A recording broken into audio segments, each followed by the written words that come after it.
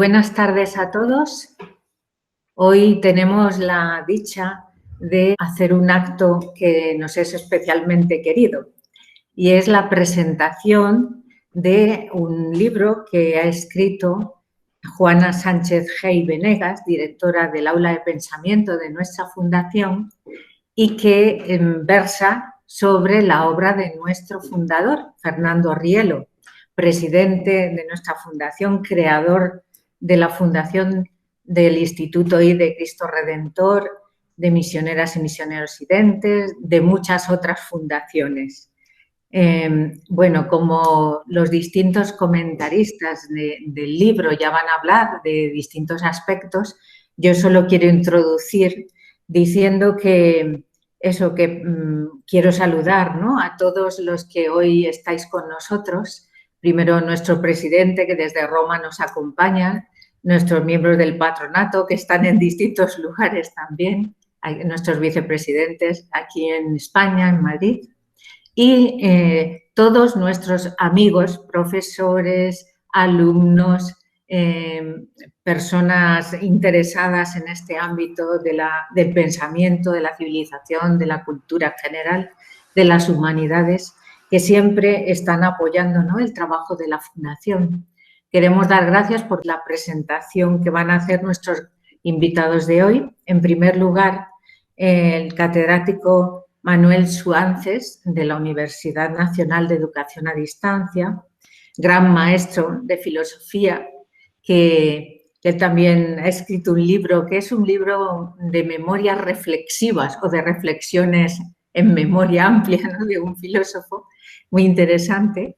Y decirles que él va a comenzar, ¿no?, sus palabras sobre el libro que ahora presentamos, que se llama Fernando Rielo, una biografía intelectual, que lo ha editado la Ediciones IDEA en su colección Estudio General. Pues muchas gracias, Manuel, y te escucho. Vale.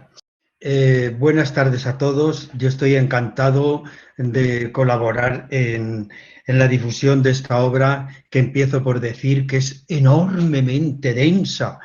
Es un libro pequeño, pero hay que ver cuando uno se introduce en él y ve esa complejidad a la vez expuesta con una enorme sencillez. Pero ¿cómo se puede meter tanto en tan poco? Me ha impactado, lo he leído despacio y 2 veces. Está perfectamente estructurado, la parte filosófica, teológica, pedagógica, etcétera, todo parte de la concepción del principio relacional, del principio de relación. Bien.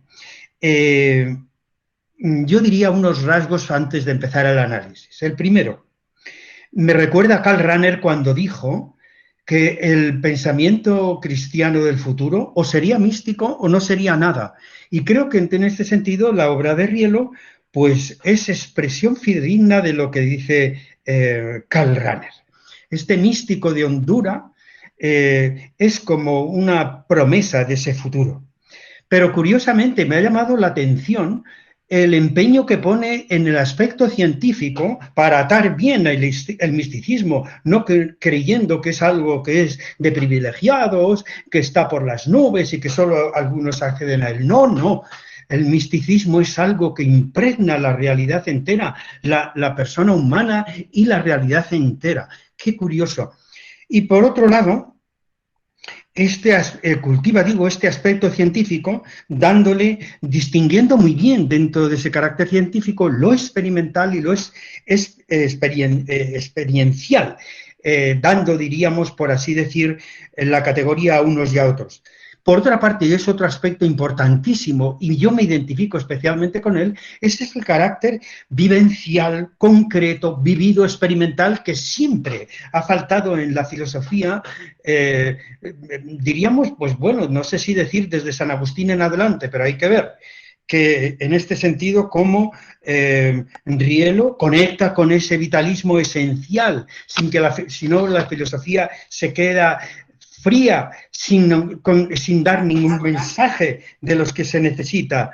Bien, conecta con el vitalismo por consiguiente, y esos rasgos son característicos. como es tanto lo que habría que hacer y tendré que resumir, voy a decir unos cuantos puntos solamente de las primeras partes, de la filosofía, de la teología y de la antropología mística y psicoética. Unos cuantos rasgos, porque veo que los 10 minutos asignados se van enseguida. Bien, el punto de partida de la filosofía es eso, la concepción genética del principio o modelo absoluto de relación. Negativamente descrito este principio, lo que hace es enfrentarse a lo que ha sido el principio que busca la filosofía de la arjé, desde Tales de Mileto, ¿verdad?, con el agua y lo que se ha seguido y el fuego, etcétera. Pero aquí Rielo entiende que esto ha sido una fragmentación que no ha llegado, diríamos, como a la complexión de ese arjé. Y ese arjé, además, le critica porque se basa en el principio de identidad. Esta es una idea enormemente esclarecedora, que es completamente estéril, abstracto, especulativo, que dice lo mismo de sí mismo y por consiguiente no dice nada. Es un principio lógico, formalizado, alejado de la realidad. Ha logicizado el pensamiento y cosificado la realidad. Frente a él, la concepción genética del principio absoluto es una concepción, es decir, no es un concepto ni una idea. Concebir es algo que integra, es algo vivencial, que integra pensamiento, sentimiento y unión. Y esto lo eleva al propio modelo y al propio principio, haciendo de él algo universal, pero a la vez vivencial y experiencial. Y además, y aquí está lo más importante, que este principio, siendo un sujeto absoluto, pero siendo, diríamos, genético y de relación, incluye al menos dos personas que se relacionan y que tienen, diríamos, relación personal y sale el amor entre esas personas. Es decir, ese principio conlleva toda la riqueza que no tuvo la reflexión filosófica del arjé en toda la filosofía.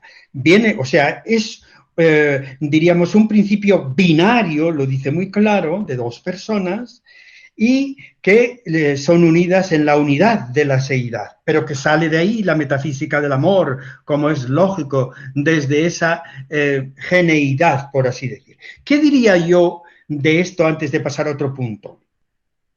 Pues que este principio supremo posee la indemostrabilidad, que en eso recuerda a Kant, cuando Kant postula un principio que más allá de la autonomía de la moral, postula la existencia naturalmente de ese principio que es Dios, porque si no, no se entiende, y esto es enormemente importante. Es decir, toda la estructura ética, etcétera, humana, tiene una independencia, sobre todo la ética, vamos, el imperativo categórico nos lo dejó bien claro, pero al final tiene que beber en un principio que le dé sentido, por mucha autonomía que tenga, y el propio Kant lo reconoce en la crítica de la razón práctica, evidentemente. Bueno, pues bien, yo diría, claro, tiene la indemostrabilidad y la evidencia propias del absoluto. Por eso va a ser, como diríamos, tan definitivo, tan fuerte, válgame la expresión coloquial. No admite escapatoria. Y aquí confronta con Heidegger para decir, es que este principio absoluto, binario, resulta que anula la nada es nada, es inconcebible la nada. Frente a él. ¿Qué es lo que hay más allá de ese principio que no sea la nada? Ah, el vacío, o si se quiere, diríamos lo que él llama la posibilidad genética que viene, generacional que viene y que da la posible creación de los seres humanos y de las demás personas, que no son creadas de la nada, porque la nada no es y no existe, sino que emanan, lógicamente, de este principio. Una cosa que dice la propia Juana y que tanto leerlo me encantó al llegar a ello, y es que la metafísica genética es expresión racional de la verdad revelada. Claro, en ese binario yo ya al principio entendía que allí estaban las dos personas de la Trinidad. Claro, era evidente. Y con eso paso a una pequeña reflexión sobre teológica para que no me pille el tiempo. Entonces, de la teología, de la aplicación de la teología a la teología de este principio claro es clarísimo. Los dos no son dos, son tres, lógicamente. Sale el Espíritu Santo, lógicamente, como sabemos, pero esto es ya por revelación, lógicamente, tres personas. Bien, yo diría que me impacta la sensibilidad de Rielo y Juana, que lo interpreta, por la introducción de la teología del Espíritu Santo. Antes de la pandemia me estaba metiendo a fondo en una investigación de neumatología, y aquello, la pandemia me cortó aquello que era maravilloso, que es la postulación del Espíritu Santo en la teología actual. Dios mío, qué déficit. Y parece que Rielo lo capta, aunque lógicamente en una visión global pues no es. Solamente haría una observación no crítica, sino, bueno, observación por si luego Juana quiere decir algo. ¿Qué añade la redención de Cristo a la presencia divina constitutiva de la persona humana por la creación? Porque, claro, es decir, hay un plus que añade la redención de Cristo a la creación. No me queda del todo claro. Habla de santificación y salvación respectivamente, pero claro, la redención con su salvación al final es, ¿qué es? Diríamos, ¿cómo se integra en esa presencia de Dios en la constitución de la persona humana, si la aparición de Cristo y su redención añaden algo, si fuera incluso intrínsecamente? Y aquí sí que quiero hacer una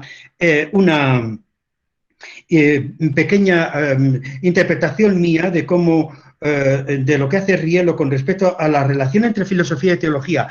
Esto me importa mucho. Él dice, hay aquella época tan feliz en que las dos andaban independientes, sí, como dijera Santo Tomás, pero colaborando.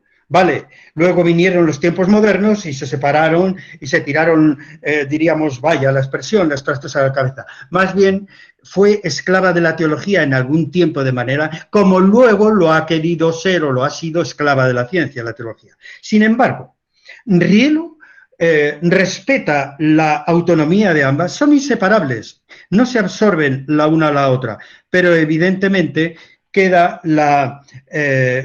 diríamos, la apertura a la revelación es muy clara. Yo diría una cosa que era lo peculiar que yo quería decir aquí. Creo que Rielo,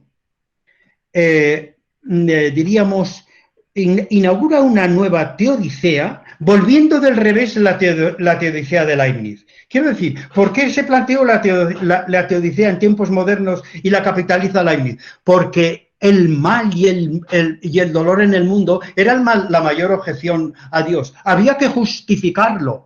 ¿Cómo se justifica Dios ante el mal en el mundo? Este es el sentido de la teodicea. Y vaya, si se las traen para, diríamos, apretar a Dios contra el mal, para ver cómo responde ante él. ¿Qué hace Rielo ante eso? Es tan, diríamos, tan consistente como hemos visto al principio, la posición de Dios no solamente en la creación, sino en la constitución humana, que evidentemente no hay, diríamos, que justificar a Dios, porque está tan en el principio y en la totalidad de la realidad, que se impone desde el conocimiento más profundo de esta. Yo veo una ventaja en esta posición. ¿Cuál? Que diríamos que está en la posición, diríamos, de Dios como el constitutivo de la realidad y de la persona, que incluso el pecado y el mal apenas aparecen. Me ha gustado mucho no ver siquiera la palabra pecado en este texto, porque ya está bien, incluso la escritura y la tradición, de insistir en el pecado y en el mal, ya está bien. He pasado por Kierkegaard para ver eso, y es un desahogo ver que la gracia y la realidad superan al mal, que es lo que está a todas luces exponiendo Rielo. ¿Algún inconveniente? Pues uno, que me parece, y que se lo hago a la reflexión a Juana cuando quiera responder, que sería este. Pone tan en evidencia, diríamos, la consistencia del primer principio, que el paso a la fe, que exige ir más allá de la razón, no se ve, soslaya, diríamos, el paso kierkegaardiano de la razón a la fe. Es decir, la verdadera fe exige dar un salto, no digo en el vacío, pero un salto que supere la razón. Aquí Dios tiene tanta consistencia, válgame la expresión, para entendernos, que es que no ha lugar, es casi como una especie diríamos, de continuidad muy clara. Por eso también, no sé si queda en penumbra, diríamos, el valor redentor del dolor y de las noches oscuras y de las crisis de fe y de las dudas. Esto es lo que me parece, no sé si queda en penumbra, que también alude a ello, por supuesto que sí. Y finalmente, no sé si estoy estirando, pero solamente plantear una cosa más, porque tenía mucho más, que respecto a la antropología trascendental y a la psicoética. Y eso sí, cómo queda muy claro que la constitución de la persona humana fundamentalmente está por esa presencia divina que la infunde en el espíritu humano. Y aquí el Rielo claramente distingue, claro, frente al personalismo que distingue alma y cuerpo en la constitución del hombre, pero esa presencia divina constitutiva del espíritu humano y la persona, pues no llega a ello, es decir, es un plus que añade Rielo. Vuelvo a decir aquí que esa presencia divina constitutiva de la persona humana como último resorte, naturalmente está por encima de lo ético, como vimos antes al hablar de Kant, y de lo psíquico y de lo orgánico. No se puede reducir la persona humana, como lo hace el materialismo o el biologismo, a esas componentes de la persona. No, ahí está la presencia divina, diríamos, como fundamentando la persona humana, que es irreductible a cada una de esas cosas. Y además, esa presencia divina no solamente, diríamos, eleva a lo máximo que es la persona humana, sino que impregna todas sus facultades, porque claro, la filosofía en este planteamiento, ¿por dónde va? ¿Por dónde investiga? Todo el campo abierto, es decir, esa presencia divina que constituye el espíritu, impregna las facultades humanas, todas ellas, y además personaliza al hombre, dándole todas las posibilidades, que arranque, diríamos, sin fin, en la ciencia y en el arte y en la moral y en lo religioso y un largo etcétera. Y un punto importante, y voy terminando porque me estoy pasando, y es clarísimo un gran valor de Rielo aquí, es en la constitución humana distinguir espíritu, cuerpo y alma. Bien, es decir, tiene muy claro Rielo que no es una antropología dualista a lo platónico, es decir, el espíritu humano no es un espíritu encarnado, es psicosomatizado, no es un espíritu que esté ahí y que platónicamente se una al cuerpo, no, es un espíritu encarnado, psicosomatizado, no encarnado sino psicosomatizado, que impregna lo biológico y lo psicológico, y por consiguiente no hay nada, ni biológico ni psicológico, que no repercuta en lo espiritual y viceversa. Esta es una concepción enormemente fuerte frente a ese platonismo y tal. Y termino diciendo dos cuestiones respecto a esto. Esa presencia divina en la persona que la constituye, llega a decir, en el momento del nacimiento, que es, como tiene una vivencia el feto, llega a decir en un momento que será ya en el claustro materno. Esto me lo pregunto, pero me lo pregunto porque es, diríamos, está tan impregnado ese ser humano al nacer ya. ¿Está la presencia divina latente ahí en el feto? Y segundo, en la muerte, esa presencia divina constitutiva del ser humano, es decir, ¿qué pasa cuando el hombre muere? ¿Se corta? porque entonces, diríamos, hay una discontinuidad en la vida. ¿Qué ocurre cuando ese ser humano muere? ¿Qué ocurre con esa presencia divina ahí, en torno a esa muerte? Porque entonces sí que he notado que en Rielo, si no me equivoco, la resurrección, diríamos, la cuadra bien, pero no tiene como la complejidad de la concepción que cree que el hombre entero muere y que por consiguiente la resurrección sería una restauración de la vida. La presencia divina constitutiva de la persona en Rielo, entiendo que hace muy fácil la muerte, le quita el carácter trágico y, diríamos, apuesta por esa continuidad de la vida directamente. Por eso entiendo que aquí Rielo estaría un poco lejos de Zubiri, y cuando Zubiri entiende dice, sí, este ser que somos se va entero, es decir, muere de verdad. Pero en Rielo aquí hay diríamos, este soporte de la persona, de la presencia divina en la persona humana, que, como digo, y por último ya decir que ese misticismo que hablaba antes es una maravilla, porque es un salir de sí en todo, que no es cuestión de privilegiados,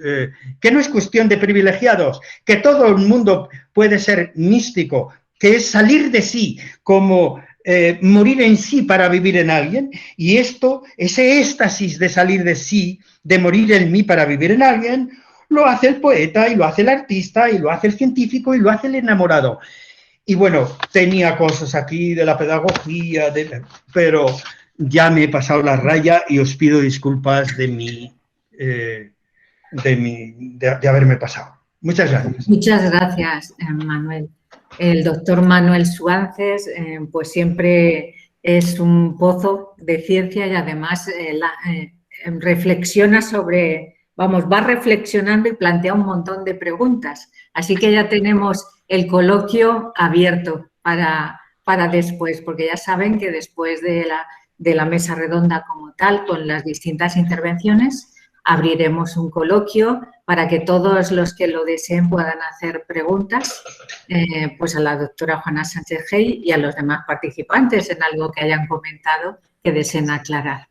Pues ahora vamos a escuchar a la doctora Lourdes Grosso, que es profesora de la Universidad Eclesiástica San Dámaso. Lourdes, cuando quieras. Muchas gracias, Ascensión, y buenas tardes a todos. Y saludo especialmente a la Fundación Fernando Rielo, agradeciendo profundamente la posibilidad de participar en esta interesantísima mesa redonda que nos ha puesto ya con tanta claridad el profesor Suárez. Gracias, profesor. Enhorabuena a la profesora Juana Sánchez Gey Venegas por poner en nuestras manos una singular biografía de Fernando Rielo. Él nos dice, Fernando Rielo, amigo, ¿has visitado tu alma? ¿Has hecho turismo en ella? Si quieres, sacamos el billete juntos. ¿Cómo evoca esto a aquellas palabras de Cristo tan íntimas en la última cena? Os he llamado amigos porque os he dado a conocer cuanto he recibido de mi Padre Celestial. Pues bien, con profundo respeto acepto este billete para visitar mi alma, acompañada de quien me honra con su amistad. Adelanto que no puedo entrar en esta obra sin conmoverme. Mi lectura es necesariamente subjetiva. No me es posible y no me sería para nada beneficioso tomar distancia para mirar de lejos al autor y a la escritora, porque ambos forman parte de mi vida desde la niñez, siendo Juana, mi hermana mayor, un poquito en edad y mucho en sabiduría y en gracia, en el camino idente iniciado por Fernando Rielo, a cuya escuela de vida y de pensamiento ambas pertenecemos. Con esta reflexión cordial, que parte de la admiración y la gratitud a ambos, quisiera ahondar experiencialmente en algunas claves de esta obra. Nos encontramos ante un relato admirable, ya lo ha dicho el profesor Suances, porque sabe acercar al lector no iniciado el gran legado de uno de los mayores pensadores del siglo XX.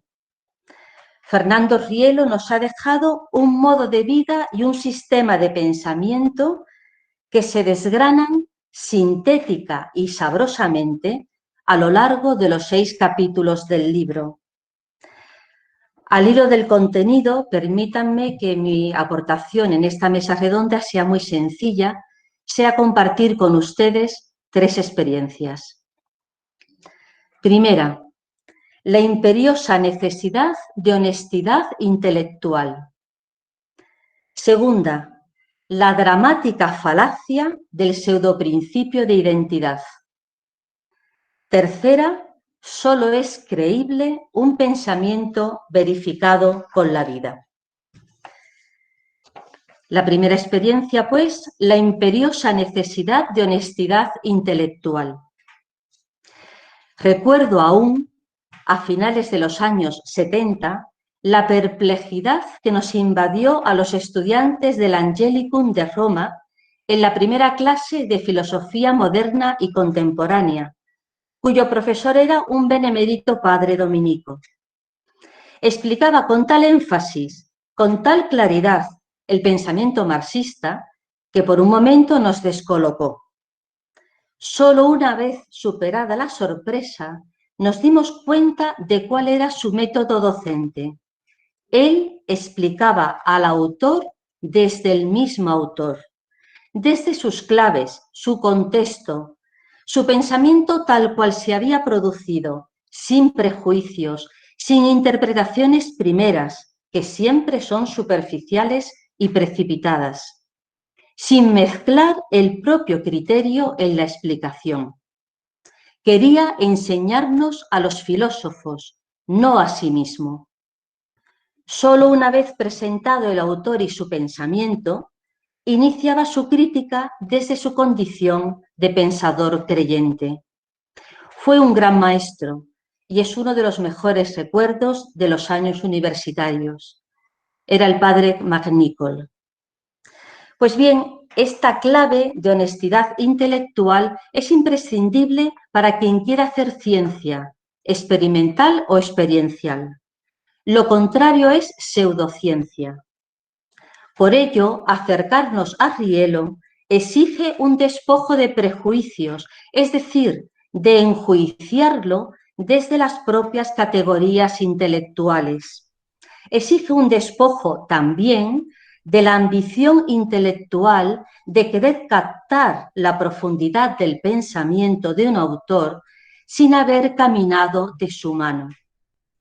Necesitamos despojarnos de todo protagonismo intelectual para dejar que sea el autor mismo quien se exprese, para dialogar con él. Y una vez avanzado este coloquio, entonces sí, podremos contrastar, discrepar o enriquecer su pensamiento. Considero que esta es la actitud con la que hay que acercarse a todo pensador y, por tanto, a la obra que presentamos, que nos remite e invita a ir a las fuentes, sabiendo que, como nos pasó a aquellos jóvenes estudiantes, la falta de una visión de conjunto puede dejarnos perplejos en un primer momento. Aunque también es cierto que, aunque no poseamos todas las claves del pensamiento, la verdad tocará el espíritu del lector, si bien después sea un proceso más laborioso verter estas impresiones espirituales en categorías intelectuales y científicas. La segunda experiencia la titulo La dramática falacia del pseudoprincipio de identidad, con el cual ha empezado también el profesor Suances.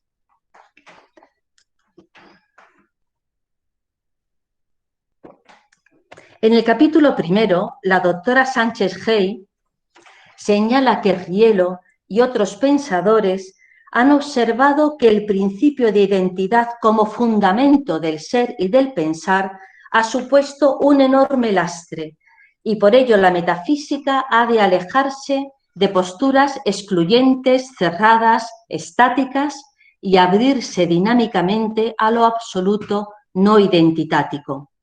Así es, este aire fresco que expande el pensamiento y da alas al corazón es la concepción genética del principio de relación.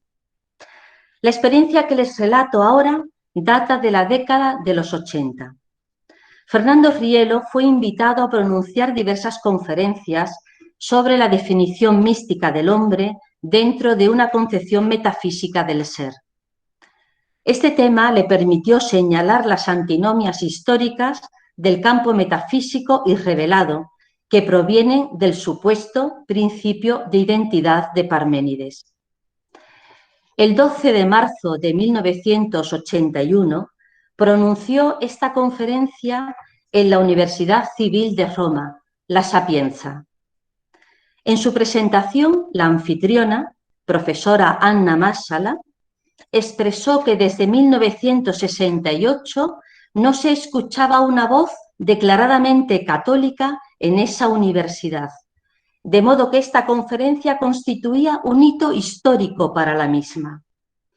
En el auditorio, además de profesores, estudiantes y los misioneros y misioneras residentes, entre los que tuve el privilegio de encontrarme, había intelectuales del mundo islámico y católico, atraídos por la temática.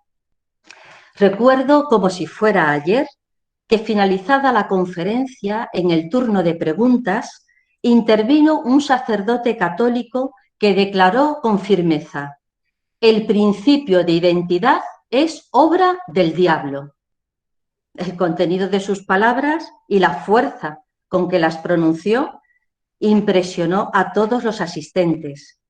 Aquella persona había captado el núcleo de la cuestión, mientras que yo era aún muy joven para comprender el alcance de esa afirmación, que más tarde comencé a vislumbrar con el estudio del pensamiento rieliano.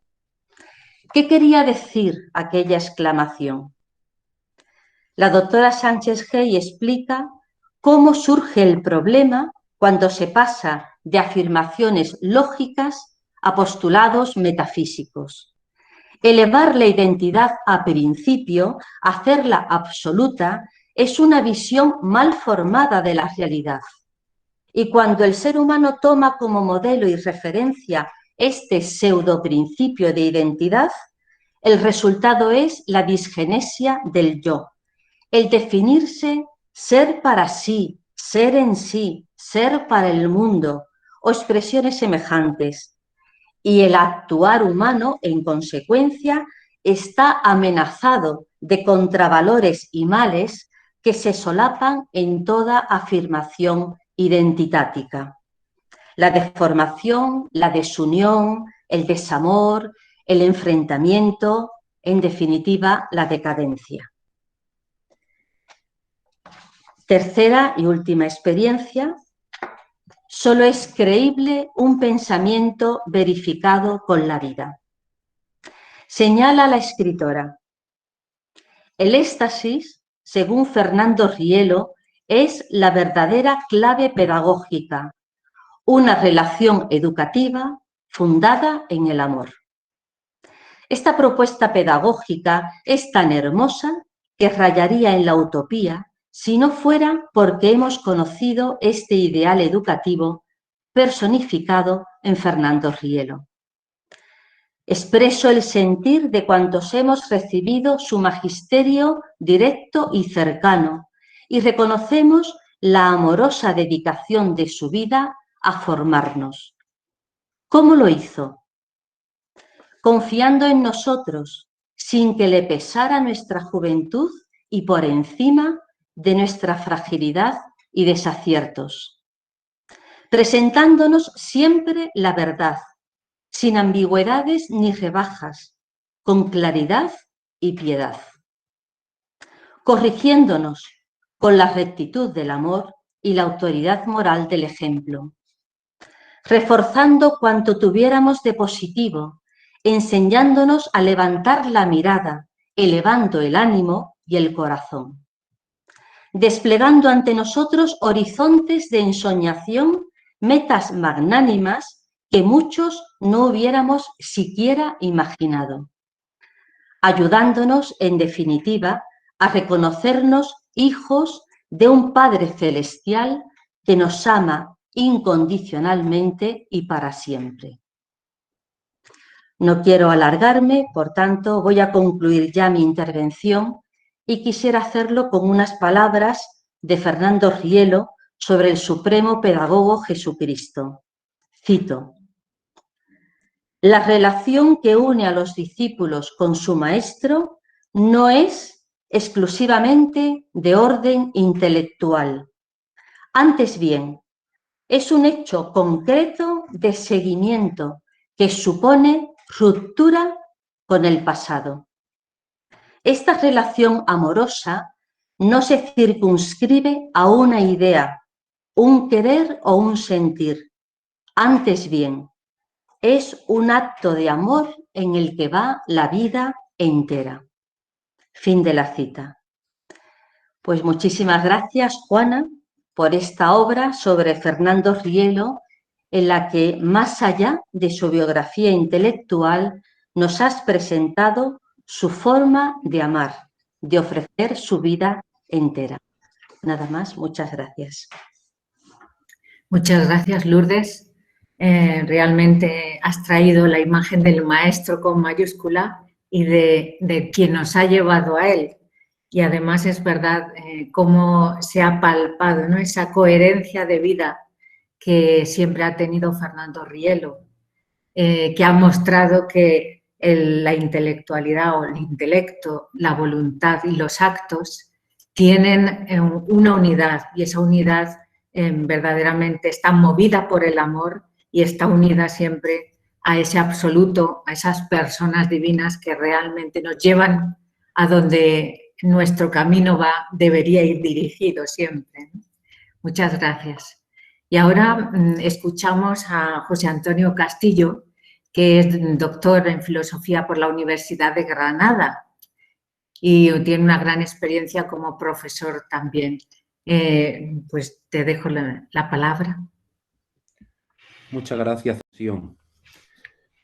Bueno, yo también, como los anteriores ponentes, pues quisiera comenzar mi intervención dándole las gracias a la profesora Juana Sánchez Gey y a la Fundación Fernando Rielo por el detalle que han tenido, pues me han permitido disfrutar junto con todos vosotros de la publicación de este libro y sobre todo, y lo más importante, me han ofrecido la oportunidad de hablar sobre Fernando Rielo. Así que muchas gracias de todo corazón.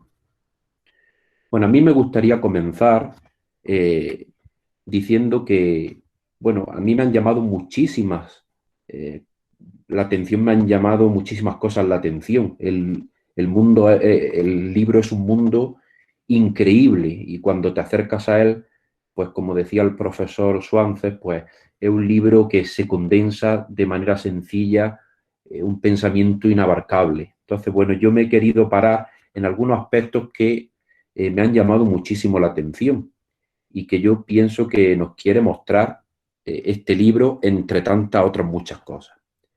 Bueno, la Real Academia Española de la Lengua define humanista como persona instruida en letras humanas. Este término, que la RAE define con gran precisión, se ha convertido en expresión común, formando parte de nuestro vocabulario habitual, el cual reconoce como humanista a aquella persona que ha reflexionado, ha escrito sobre las disciplinas, en especial sobre las disciplinas del área de las humanidades. Ciertamente, el humanista es concebido como una persona de gran sabiduría e inteligencia, que en su afán por buscar la verdad se pregunta acerca de todo y es capaz de responder a todo aquello que se ha preguntado razonadamente. El humanista reflexiona y, lo más interesante, confronta todo aquello que ha reflexionado. En definitiva, humanista hace referencia a la persona que bucea en los profundos océanos del saber. Bueno, en la historia del pensamiento español nos encontramos con pensadores y pensadoras que, bueno, se nos viene a la memoria un pequeño grupo que se me viene al recuerdo, como Juan Luis Vives, como Jaime Balmes, como Marcelino Menéndez Pelayo, o autoras como Beatriz Galindo, Luisa Sigea. Bueno, y esto, como digo, por citar a un pequeño grupo de autores y autoras que me vienen al recuerdo. Estos llamados, sin duda humanistas, efectivamente ahondaron en el fascinante mundo del conocimiento, en una búsqueda incansable de la verdad, confrontaron todo aquello que habían reflexionado a través de un serio y riguroso análisis de la idea, de una crítica literaria y de un profundo estudio de los acontecimientos históricos. Y he aquí que Fernando Rielo es un humanista del siglo XX. Basta aterrizar en el primer bloque de este libro que hoy nos presenta la profesora Juana Sánchez Gey para darse cuenta de esta gran verdad. Es cierto que la filosofía es, junto con la teología, los temas centrales del pensamiento de Fernando Rielo, como bien nos lo aclara la autora de este libro. Pero eso no excluye otros ámbitos en los que nuestro humanista del siglo XX se ha adentrado. Tal es así que Sánchez Gey nos presenta la aportación de Rielo, además de en el campo de la filosofía y la teología, como acabamos de apuntar, en el campo de la pedagogía y la educación, en torno al cual se están elaborando actualmente trabajos de investigación. En el campo de la psicoética, cuya ciencia, cuya originalidad desarrolla él, en el campo de la poesía, con la cual nos lega una magnífica y singular aportación a la literatura, en el campo de la música, pero no quisiera dejar pasar la ocasión sin aclarar que el pensamiento de Rielo abarca también el ámbito de la apologética, del ensayo, y a esto se suma que la antropología estará presente en su reflexión filosófica. Una antropología sin cuya concepción mística sería imposible entender dentro del pensamiento rieliano. Esta definición mística del hombre proviene de la presencia del modelo absoluto en el espíritu, o dicho de otra manera, en la presencia del absoluto en el ser humano como presencia que personaliza el espíritu, lo genetiza, lo estructura, mediante la ley de la perfectibilidad y los atributos, como la profesora Sánchez Gey nos expone. Su concepción mística del ser humano es clave en su obra. La verdad es que decir Fernando Rielo es decir mística, y decir mística es decir Fernando Rielo. Para mí son dos realidades inseparables y no se puede concebir la una sin la otra. Por tanto, si algo nos presenta este libro nada más comenzar su lectura, es a un Fernando Rielo cuya biografía intelectual es sumamente polifacética, rica y sobre todo original e innovadora.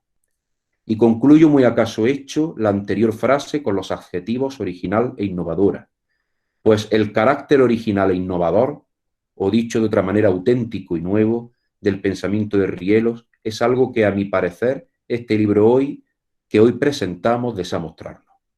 Originalidad e innovación de un humanismo que se aprecian perfectamente en el ámbito de la filosofía y la teología. La concepción genética del principio de relación nos sumerge en una reflexión sobre el hombre que es totalmente nueva. El ser humano es capaz de comprender la realidad de manera absoluta como modelo de ser y de pensar. Y este modelo es abierto, genético, relacional, comunicativo, originario. Fernando Rielo nos propone que no concibamos al ser humano, y partiendo de esta experiencia humana de su ser y pensar la realidad, como algo cerrado, sino todo lo contrario, como algo abierto. Y es que esta concepción genética del principio de relación no es un concepto estático o fijo, sino el fundamento que se halla en el origen de todo, convirtiendo a partir de este momento lo inductivo en experiencial y universal, la identidad en relación, la ageneticidad propia de aquella identidad en geneticidad propia de esta relación. Pero es que, para mí es sorprendente porque con este modelo absoluto en la filosofía, Fernando Rielo nos ayuda a comprender al ser humano, a la realidad, la ciencia. Este modelo que se nos propone carecería de sentido si no condujese al ser humano hasta la verdad, o lo que es lo mismo, si no orientase rectamente a la inteligencia humana hacia la comprensión de la realidad. Su concepción genética del principio de relación abarca, engloba, unifica ontología o mística, antropología, gnoseología, ciencia, comprendida esta a partir de una nueva concepción epistemológica. Esta metafísica, como no podía ser de otra manera, queda abierta a la teología. La filosofía para Rielo se abre a la mística o a la revelación, por lo que es de entender que su gnoseología abre la razón a la trascendencia. Este giro antropológico, expuesto anteriormente, una constante estructurada en la búsqueda de un fundamento, esta pretensión de universalidad y objetividad son la prueba de este potencial intelectual. También, a través de la lectura de estas páginas, la profesora Sánchez Gey nos muestra un pensamiento profundo, lo acabamos de ver, pero que encierra una belleza única. Para mí esto es una cosa que me ha llamado también muchísimo la atención.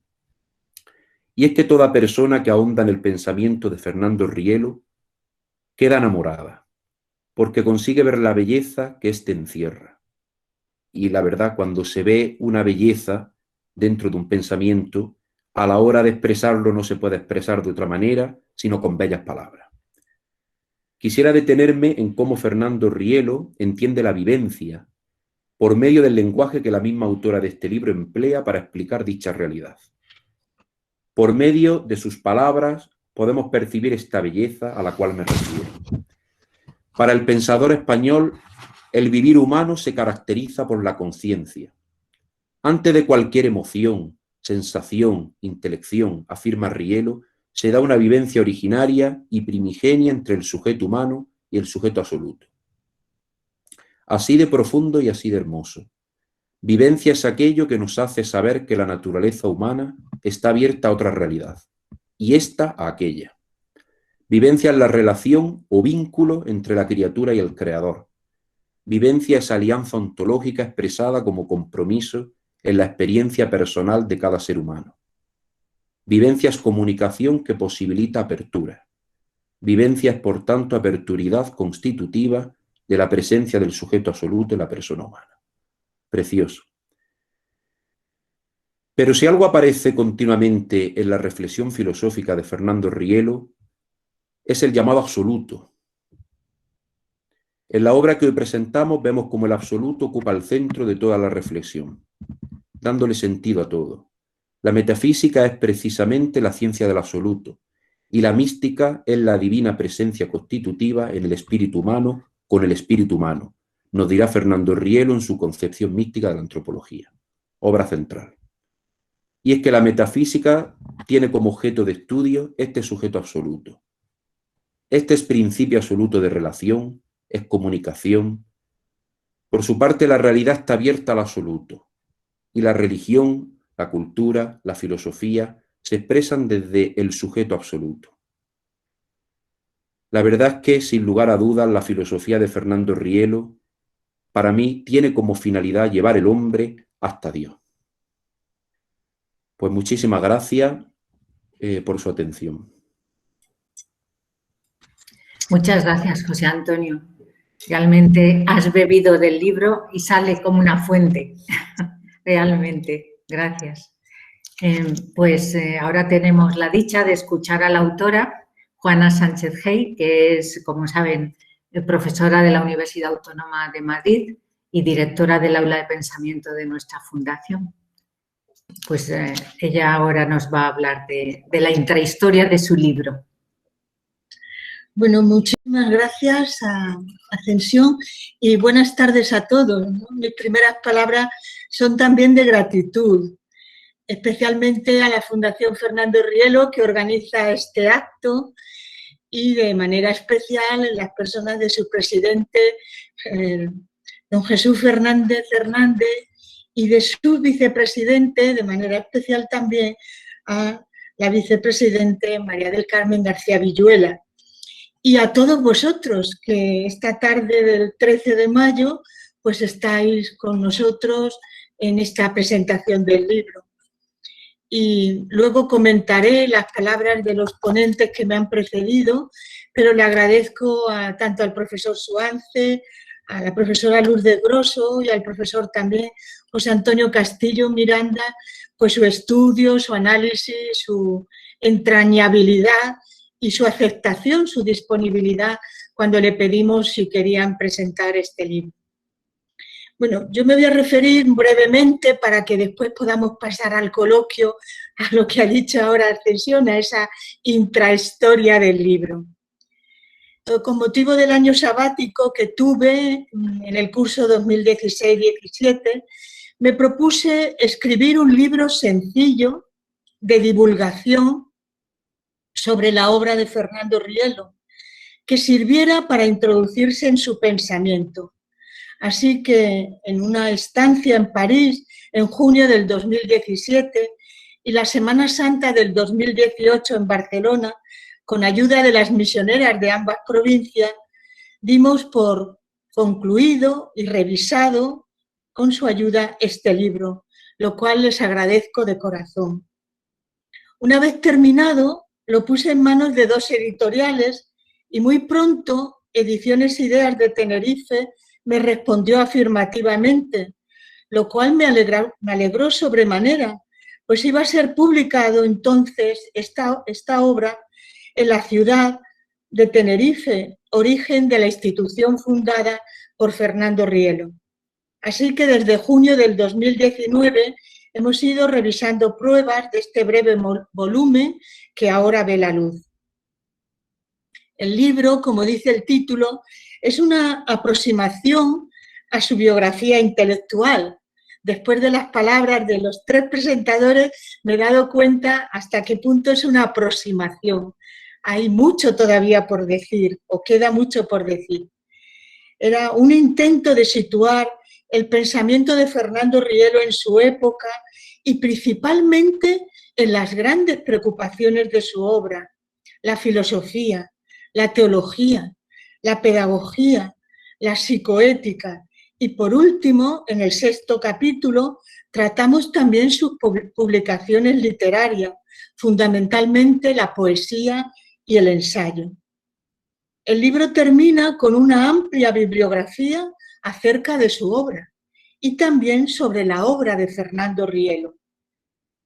Pienso que puede apreciarse, como ya se ha dicho esta tarde fácilmente, que Fernando Rielo poseía una inteligencia privilegiada, propia de un creador, a la vez que era de mente enciclopédica, pues atendía con la misma penetración y sutileza diferentes campos, desde la metafísica a otras áreas del conocimiento, como la pedagogía o la poesía o la psicoética.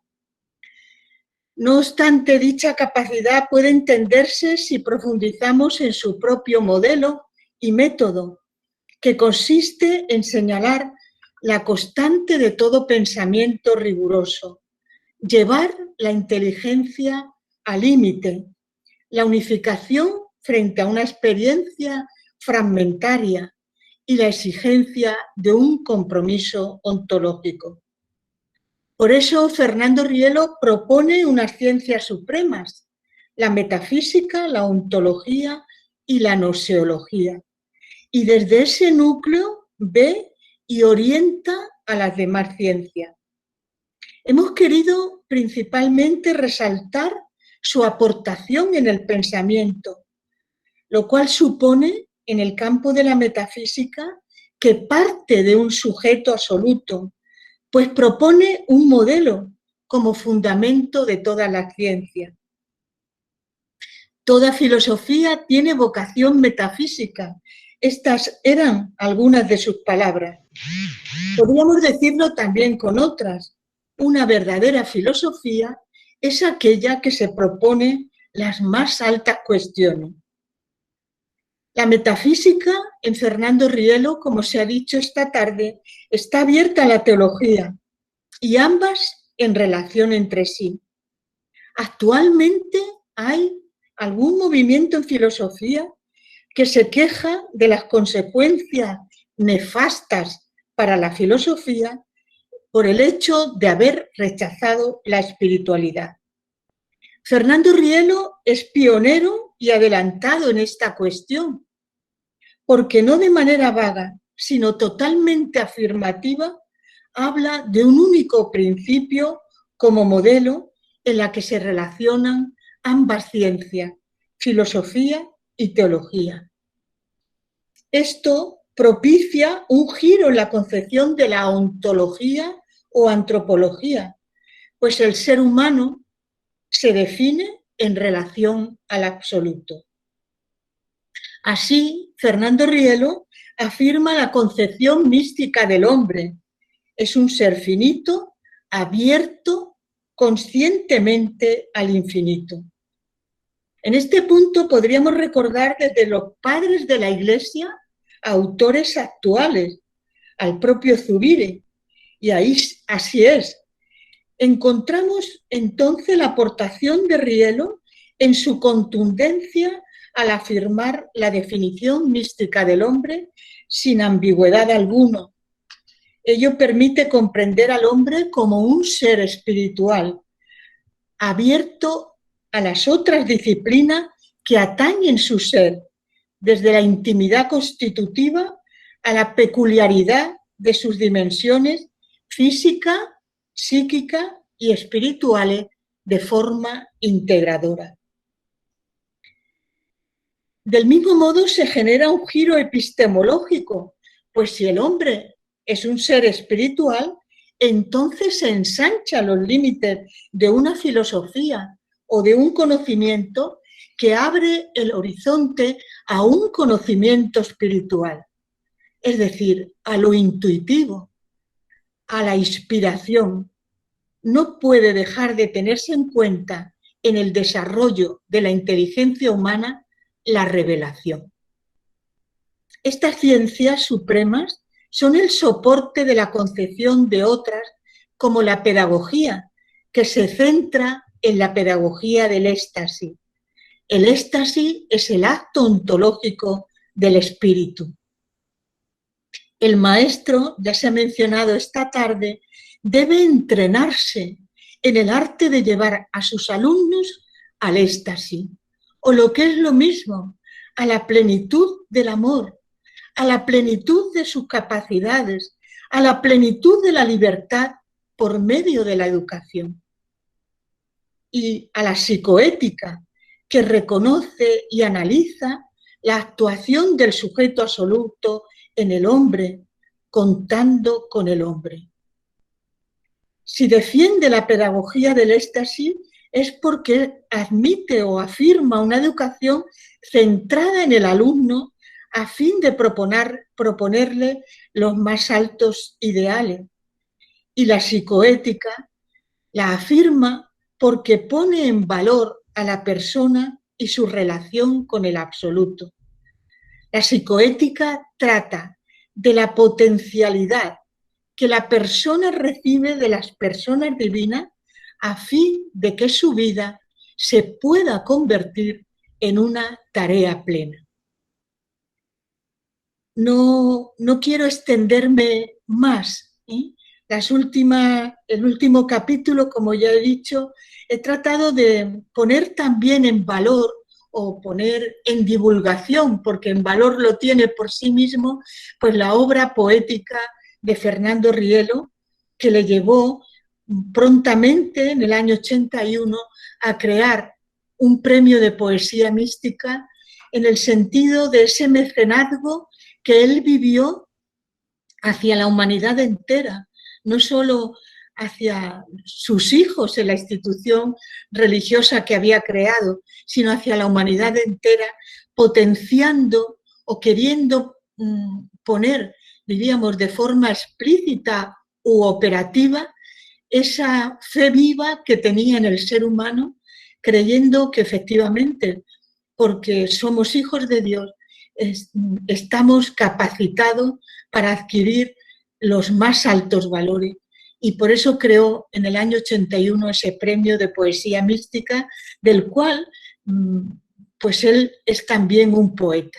Ese sexto capítulo pues se dedica a la poesía y a muchos o algunos de sus artículos o ensayos acerca de la mística en España, de la literatura o de su gran obra que es La teoría del Quijote.